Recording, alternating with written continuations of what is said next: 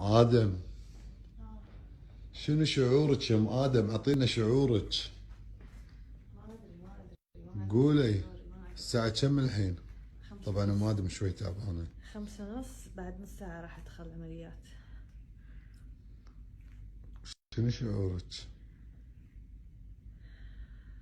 تمام. I'm good. I'm excited. I'm ready. I'm ودي ready. استعيل اصلا اكثر.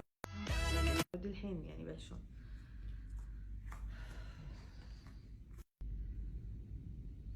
طبعا آدم قرر متى؟ 15/8. واو. 15/5 قرر على تاريخ المفضل حق ابوه 15/8. هو رقم 15 انا المفضل لان انا انولدت ب15 على فكرة.